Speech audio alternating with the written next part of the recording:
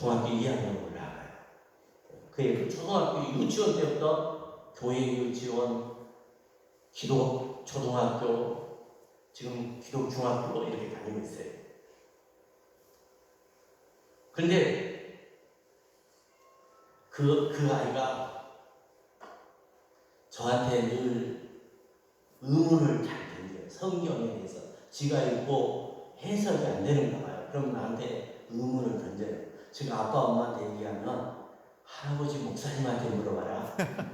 곤란하면 할아버지 목사님한테 이렇게 떼내요. 네.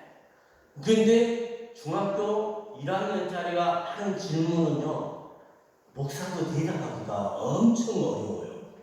네. 이게 쉬운 게 아니에요. 이게 곤란한 질문이 참 많습니다. 네.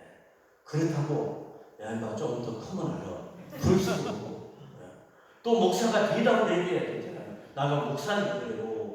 네. 그래서 제가 얘기를 해줘요. 그 말씀은 이런 말씀이다. 그렇게 얘기하면 할아버지 그 말씀대로 못 살겠네요. 했잖아요. 또 그렇게 되대요. 그러면 제가 그럽니다. 네가 그렇게 살아가냐? 하나님 그렇게 살도록 해주신단다. 그렇게 또 얘기를 해요. 그러면서 성경 얘기를 이렇게 주고받아요. 그러면서 내가 그렇게 얘기했어요. 그러면 너하고 나하고 잠언 큐티를 매일 한 잔씩 해서 주고받아보자. 잠언.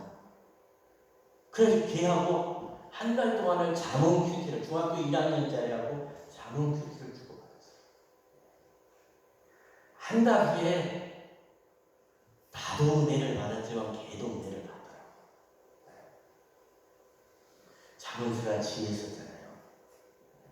읽고 또 읽고 큐티하고 그러다 보니까 말로 나눌 수 없는 지혜가 하나님으로부터 주어지는 거죠.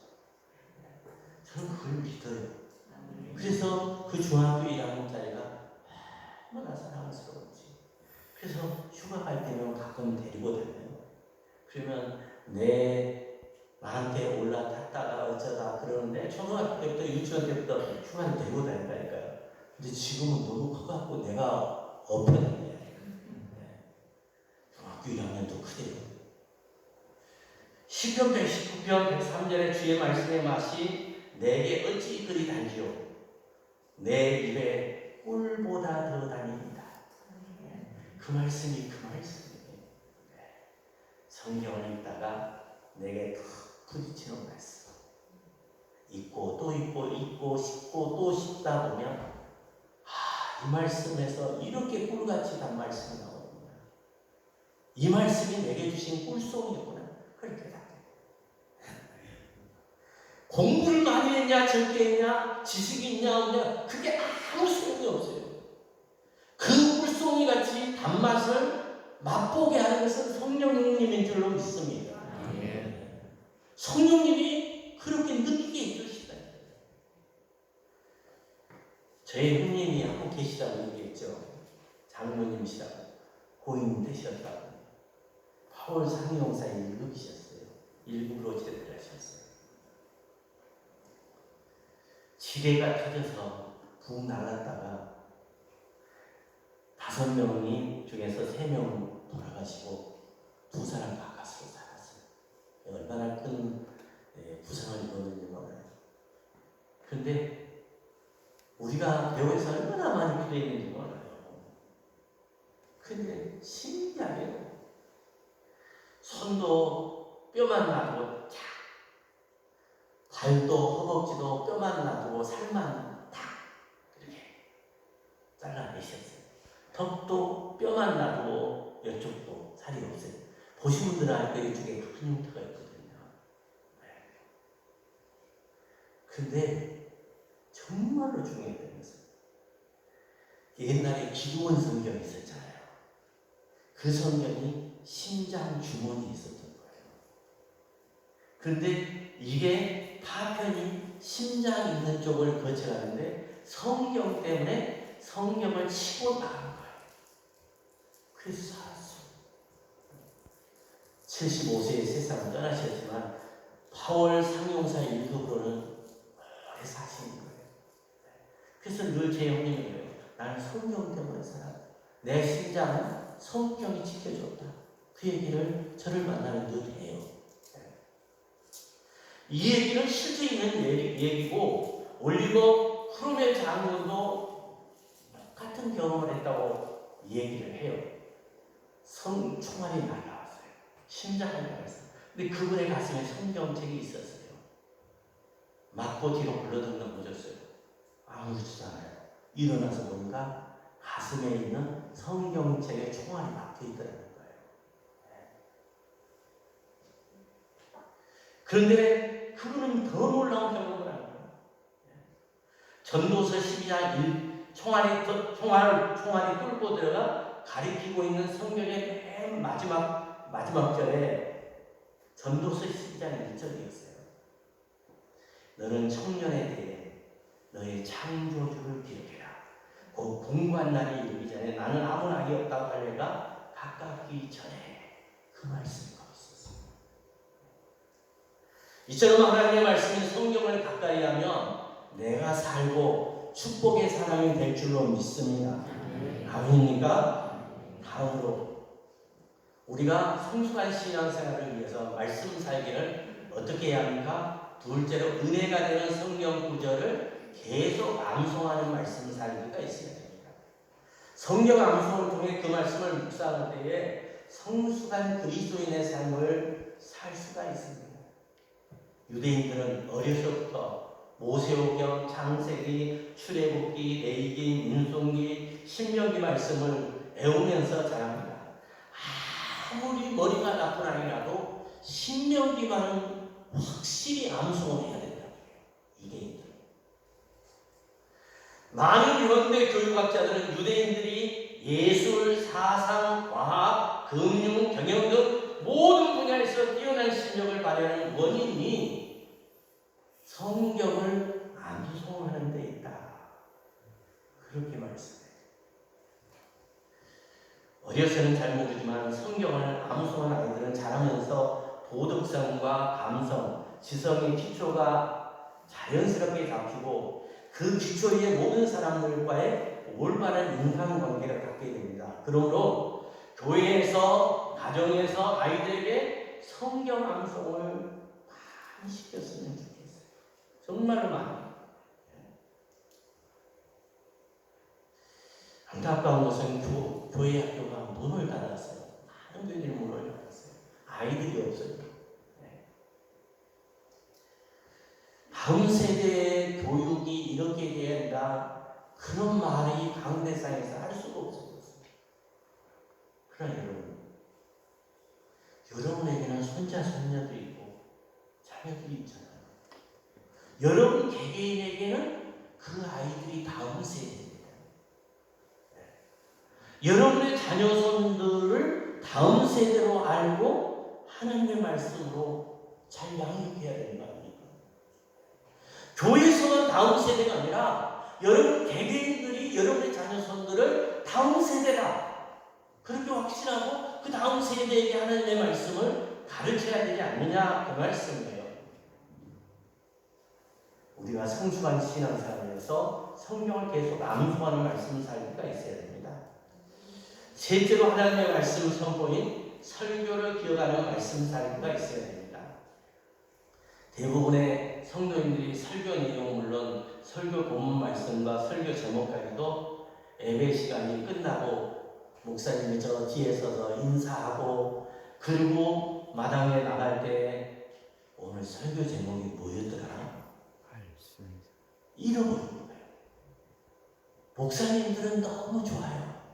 성도들이 잊어버리니까. 그런데 또 신기한 거 하나 왔어요. 그때 했던 설교를 다시 하면 또 다 전에 이거 했던 설교인데 또 다 잘하는 거예요. 그러니까 목사님들이 다시 그 설교를 할 수가 없어요.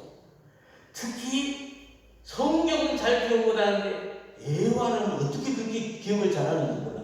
교인들이 다 잊어버리고 살다가 목사님이 그 예화를 또 하면 전에 저에게 했는데 그래서 나는 그렇게 얘기해요. 이 예언은요 전에 한 번 했습니다. 그러니까 또 했다고 잔소리하지 마시오 그 얘기요. 이 얘기는 전에 한 번 했던 이야기입니다. 그리고 그 예언을 해. 그러면 이유가 없어. 저는 그렇게 얘기해요.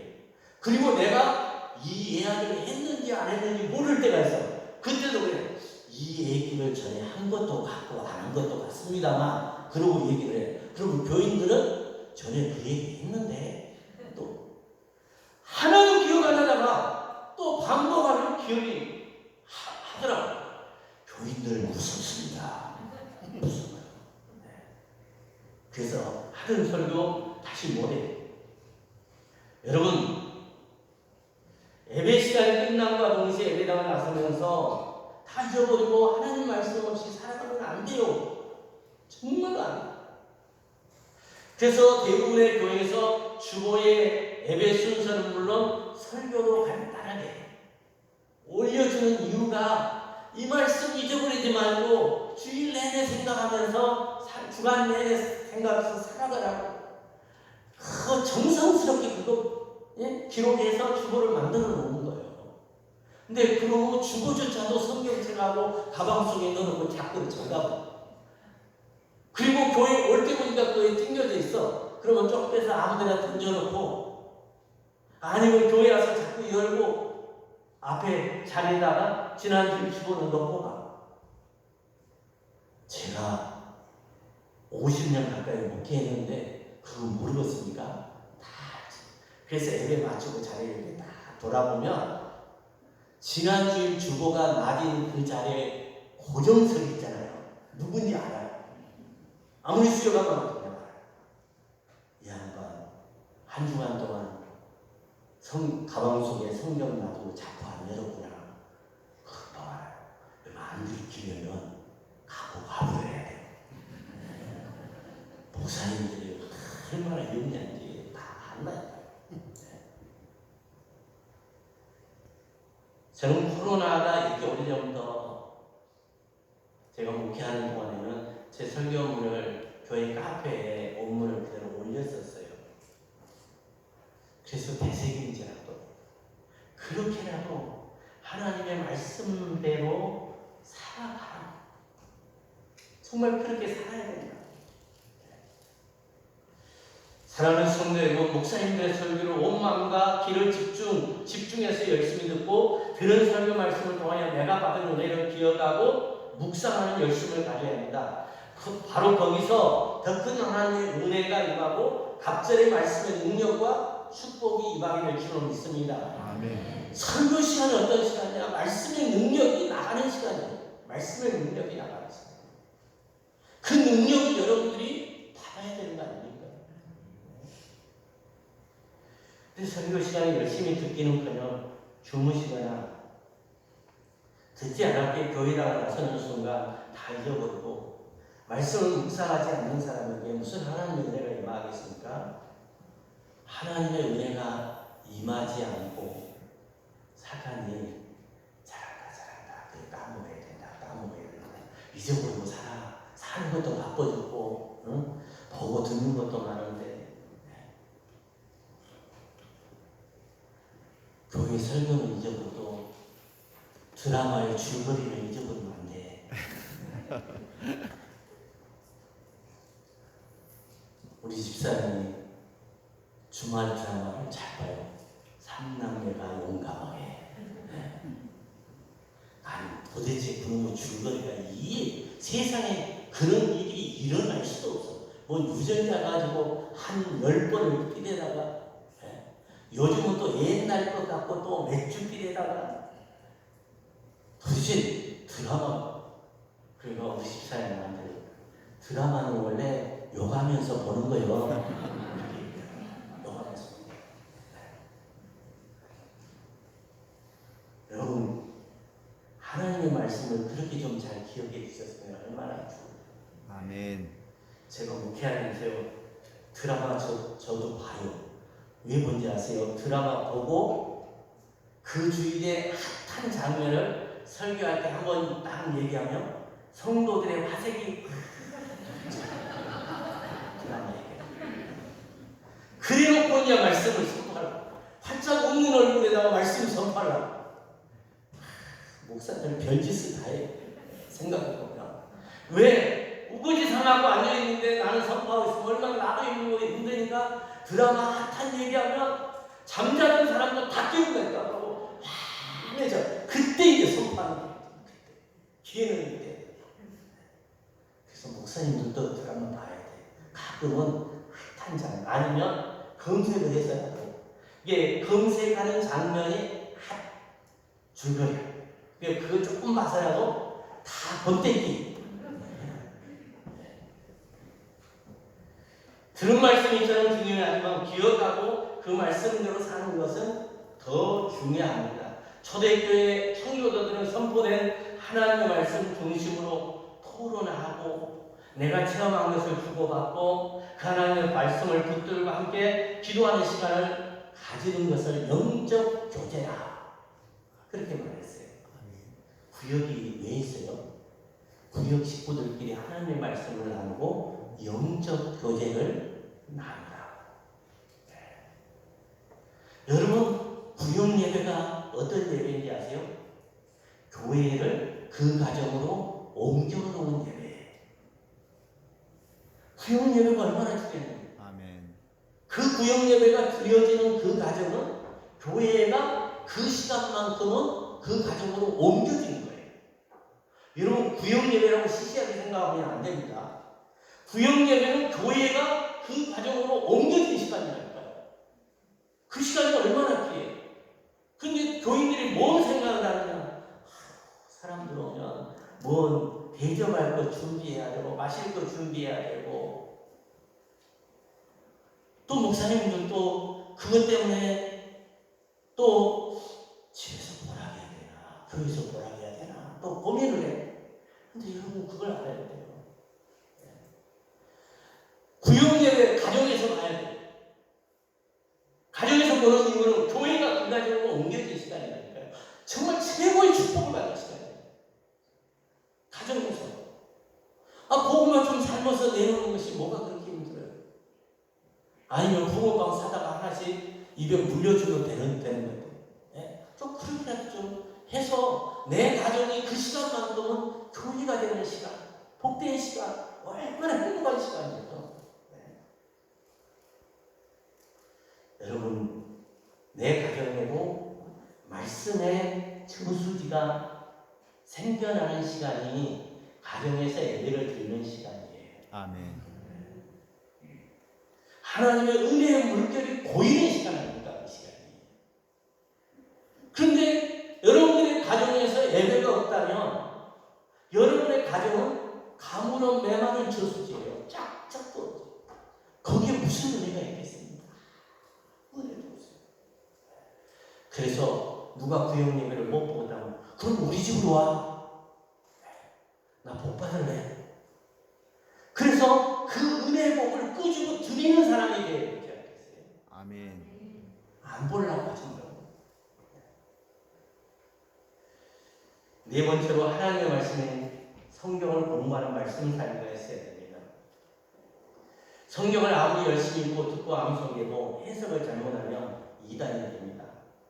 그래서 하나님의 말씀은 성경을 교회에서 꼼꼼히 그리고 체계적으로 공부해야 됩니다. 이건 주의해야 돼요. 밖에서 요즘 성경 공부하자 어떤 선교사님이 외국에서 있다가 한국에 왔는데 성경 말씀을 너무 잘 가르친다더라. 한번 가보자. 그러면 신천지.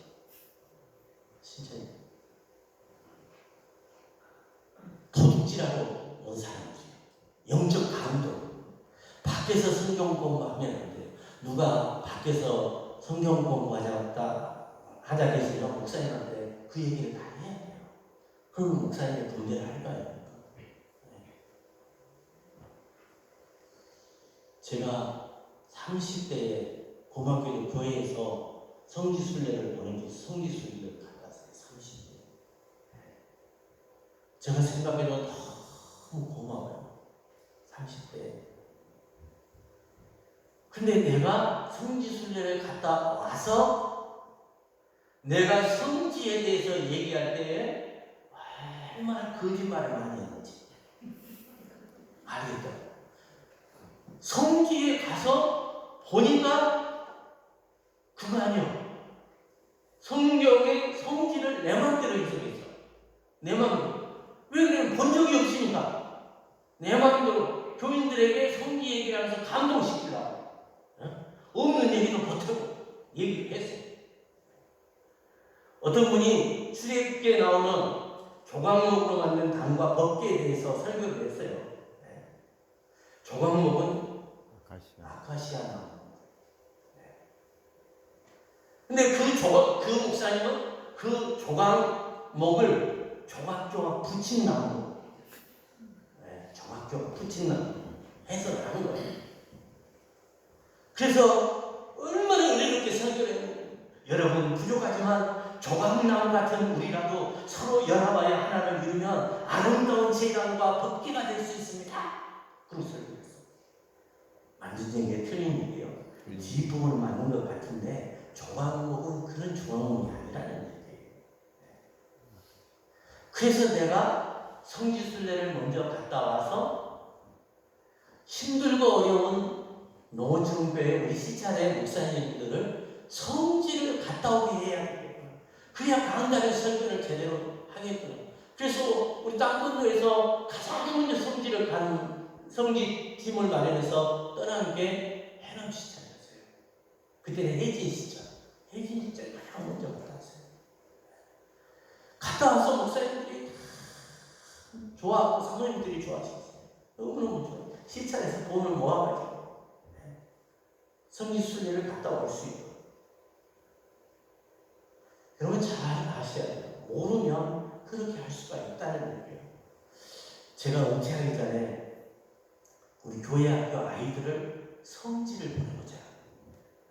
그동안에는 여러 해외를 경험하고 있는데 생각하다가 성지순례를 아동부 학생, 중고등학교 학생들을 성지를 보내면 평생을 교회를 안탈할 것이다. 이건 그 어떤 교육보다 생생한 교육이 되네요. 내가 성지를 갔다 온 사람이에요. 그래서 예산을 세웠는데 코로나가 터져서 못 갔어요. 그리고 은퇴를 했어요. 그래서 후임 목사님께 얘기했어요. 이런 일이 있었으니까 아이들을 성지순례에 데리고 갔다 오면 좋겠다고. 그랬더니 후임 목사님이 나한테 그래요. 저도 아직 성지를 못 가봤어요. 그래서 내가 그러면 잘 됐습니다. 같이 가야지. 목사님이 인솔해서 가시면 되겠네요. 그리고 제가 장로님들한테 얘기를 했어요. 성지도 안 갔다 온 목사님을 여러분들이 모시고 살면 되시겠습니다. 성지순례를 빨리 보내십시오. 제가 그렇게 부탁을 했어요. 그렇게 하시겠다고 하더라고요. 성지순례를 경험하고 나서야 조각목은 조각난 나무나 조각한 아름다운 나무가 아니라 아시아파의 십dim나무 조각목이라는 것을 알고 성도들에게 바르게 설교할 수가 있었습니다. 그것 때문에 영적 피해는 없겠지만 그렇게 잘못 해석하다가 이단에 빠지는 거 아닙니까? 목사님도 모르면 이단의 얘기를 할 수밖에 없다는 얘기죠. 그래서 저는 목사님들에게 늘 얘기를 해요. 아무리 힘들고 어려도 성지는 달라요. 성지만큼은 달라요. 예수님이 거닐던 그 동네에서 한번 거닐어 보지도 않고 성경이 전부 성지 얘기 아닙니까? 전부 성지. 여러분, 이게 장로님들, 권사님, 집사님들이 있는데 여러분들이 여러분의 목사님을 강단에 세우고 정말 생생한 현장감 있는 설교를 들으시려면 성지순례를 꼭 보내드려야 돼요. 이건 돈을 들여서라도 왜? 그 말씀이 진짜니까. 그 말씀이 진짜거든요. 보고 알아야 되잖아요. 예수님을 믿는 신앙생활을 대충 하면 안 됩니다. 예수님을 잘 믿는 신앙생활이면 성경을 읽고 듣고 암송할 뿐만 아니라 계속해서 연구하고 공부해야 됩니다. 특별히 목사님들은 연구 또 연구를 해야 돼요. 그리고 성경만 연구하는 게 아니라 한면으로 연구해야 돼요. 저는 교인들이 주식을 했다가 망했다는 얘기를 듣고 주식 공부를 하기 시작했어요. 목회하면서. 주식에서 망한 사람에게 주식이란 이런 것이다. 그걸 가르쳐 줘야 될 것 같아요. 왜? 한 번 주식에 빠진 사람은 다시 못 해요. 다시 주식을 하게 돼 있어요.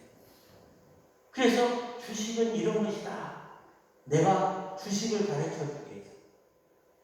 그런데 주식을 공부하다 보니까 문제가 하나 생겼어요. 내 눈에 돈이 보이기 시작했어요. 내가 주식 공부하다가 내 눈에 돈이 보이기 시작했어요. 와, 목사 그만두고 버릴까? 주식할까? 막 이런 생각이 들더라고요. 돈이 보여요. 그런데 딱 하나 아는 것, 제가 결론적으로 복잡한 건 얘기하지 말고 여기 어르신들 다 한번 해봤을 거니까 내가 얘기할게요.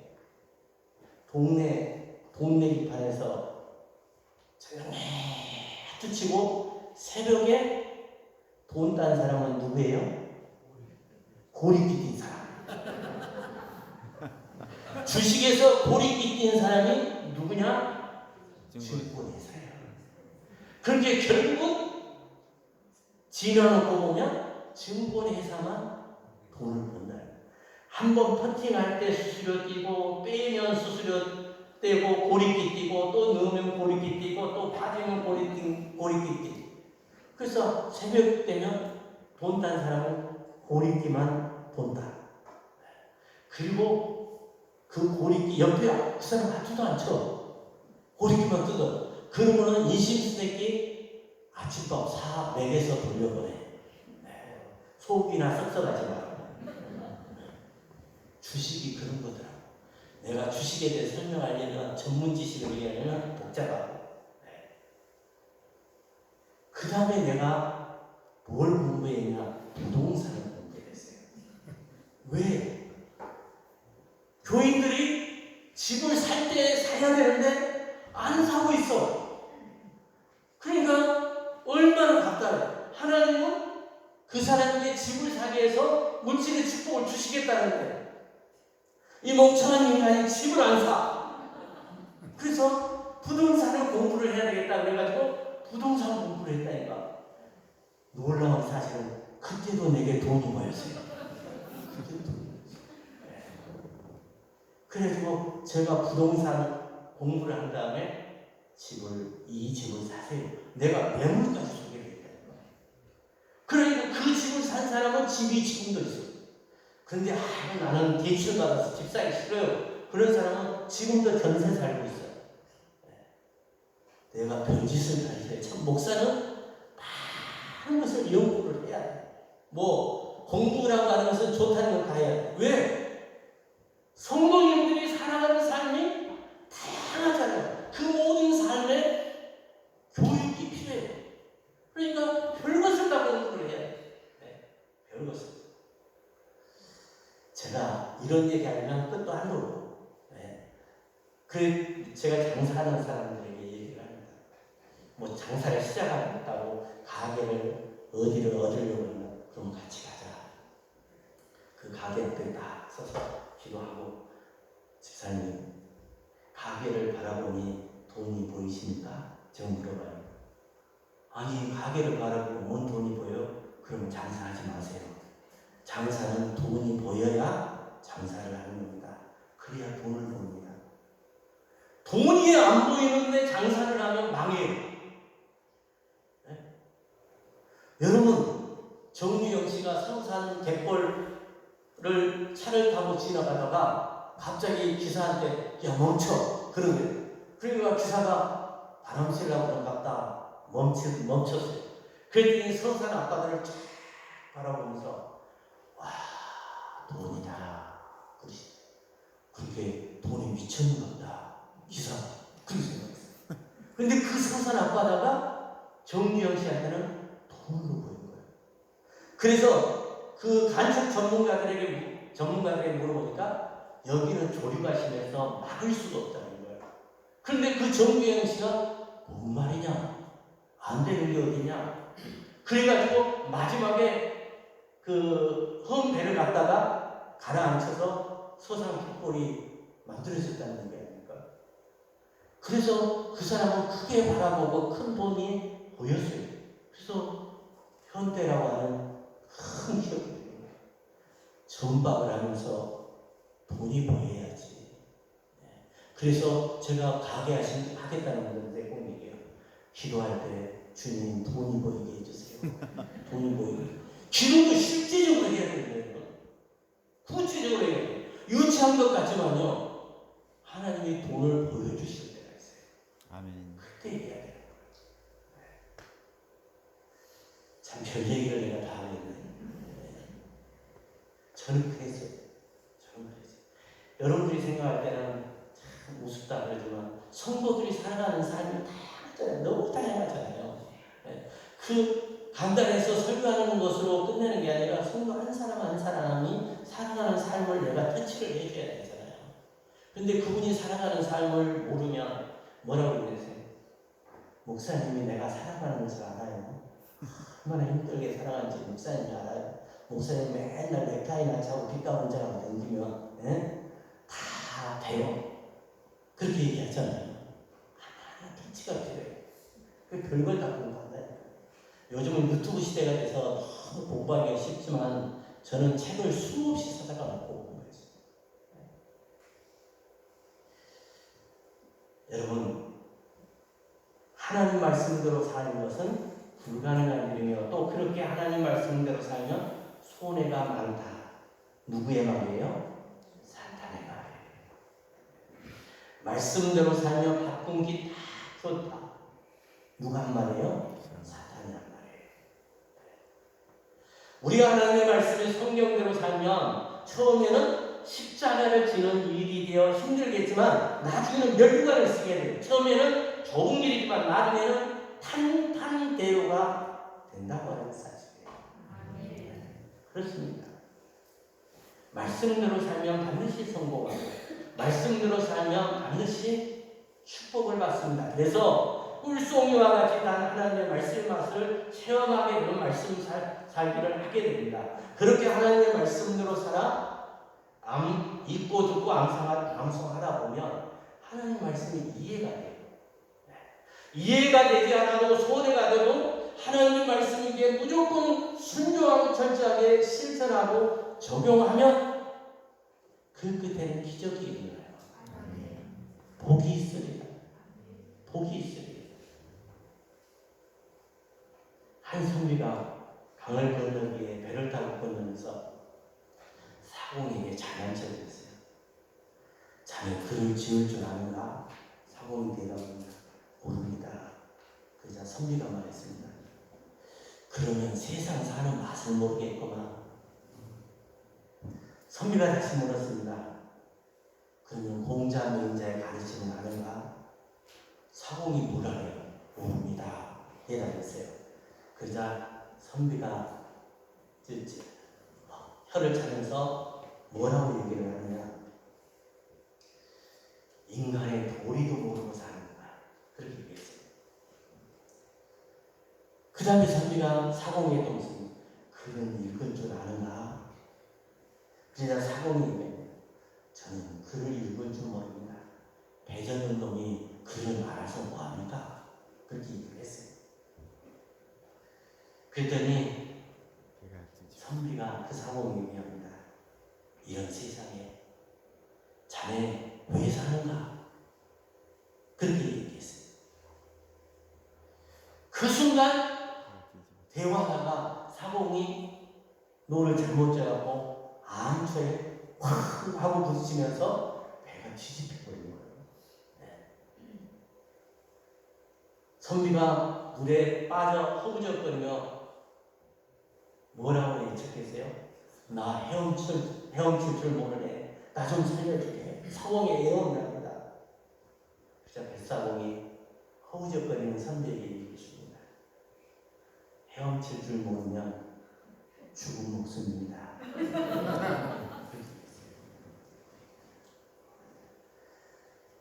그러면서 던져주었대요. 하나님의 말씀을 읽고 듣고 암송하고 공부만 하지 말고 하나님의 말씀대로 실천하고 하나님의 말씀대로 지켜가며 순종하여 실천할 때에 여러분의 삶 속에서 신비한 말씀의 능력을 기적같이 체험할 줄로 믿습니다. 아멘. 여러분이 전화를 하면서 무심코 던져준 하나님의 말씀이 여러분의 자녀들, 손자, 손녀들에게 딱 박힐 때에 신비한 능력이 여러분의 자녀, 손들에게 일어날 줄로 믿습니다. 아멘. 말씀에는 신비한 능력이 있다니까. 이렇게 얘기하는데도 안 믿으실래요? 한번 끝까지 버텨보실래요?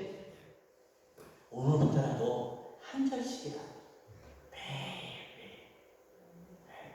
읽고 좋은 말씀이 있으면 카톡으로 자녀손들에게 보내주고, 목사님이 설교할 때 좋은 말씀 나시면 그 말씀을 간단하게 한 줄로 메모를 해서 자녀손들에게 문자를 알려주고, 할아버지, 할머니, 어머니, 아버지가 그 정도 자식들을 위해서 말씀 교육을 해야 되는 거 아니에요? 나놓고 누가 알아서 살아라. 학교 보내줬으니까 이제 직장 잡고 결혼해서 하니까 누가 알아서 해라. 부모는 죽을 때까지 부모입니다. 끝까지 책임져야 돼요. 더더구나 믿음의 부모라면 영적 책임을 져야 돼요. 영적 책임을 져야 돼요. 저는 성경을 읽다가 그런 구절이 많이 나와요. 무심코 엄청 그 아버지가 천국 갈 믿음이라고, 그 아버지의 천국 갈 믿음으로 그 자식이 천국 가는 것이 아니라 그 아버지는 아버지의 믿음으로만 천국 가고 그 자식은 아버지처럼 안 믿으면 지옥 간다. 성경이 그렇게 얘기하고 있어요. 저는 그 말씀을 읽으면 얼마나 무서운 말씀이에요. 여러분, 자식이 아무리 믿음이 좋아도 그 믿음 갖고 그 부모가 천국 가는 게 아니고, 남편이 아무리 믿음이 있어도 그 믿음 가지고 아내가 천국 가는 건 아니라는 얘기예요. 그렇다면 천국 가는 믿음을 가지도록 내가 죽을 때까지 책임지고 영적 하나님의 말씀을 던져줘야 되지 않겠어요? 그리고 그 말씀이 신비한 기적을 일으키죠. 신비한 기적을 일으키죠. 그러면 나중에 어떻게 되는 줄 아세요? 자녀들한테 전화하고, 이번 주일에 목사님한테 받은 말씀 없어? 은혜로운 말씀 없어? 성경 읽다가 좋은 말씀 없어? 왜? 재미를 본 자녀손들이라면 그렇게 되돌아와요. 그리고 지들이 성경을 읽다가 은혜가 되면 부모님에게 또 보내줘요. 그 자식이 부모님에게 보내준 성경 구절이나 은혜로운 설교의 단문장을 보고 행복해. 내 자녀손들이 믿음이 좋아서 부모인 나에게 하나님의 말씀을 보내줬구나 생각하면 너무 행복한 거예요. 부모 노릇 내가 잘했구나. 믿음의 부모 노릇 잘했구나. 기적이 일어나리라. 축복의 역사가 일어나리라. 아멘. 말씀은 천지를 창조하는 능력이 있다. 아멘. 말씀은 나를 구원할 능력이 있다. 아멘. 말씀은 기적을 일으킬 수 있는 놀라운 능력이 있다. 아멘. 여러분 믿습니까? 아멘. 성숙한 신앙생활을 위해서 하나님의 말씀인 성경을 매일매일 읽고, 이 말씀이 오늘 내게 주신 신선한, 해남에서 살다 강주가 있는데 좋은 게 다 하나 있습니다. 쿠팡이 있어. 강주. 여기는 쿠팡이 없어. 저녁에 딱 물건 주문했는데 새벽에 딱 문 열어보면 신선한 채소가 있고 과일이 있고 우유가 맛있어. 쿠팡이 된다는 거. 세상에 쿠팡이 있는 세상에서 내가 살고 있구나. 은퇴와 광주 가서 너무 행복한 거예요. 하물며 하나님의 말씀이 신선하게 매일매일 내게 공부해진다면 쿠팡이 전달해준 그거보다 비교할 수 없겠어요. 이래도 안 읽으면 사람도 아니지. 사람도 아니지. 진짜 읽어봅시다. 아멘. 우리 꼭 읽고 기적을 체험하고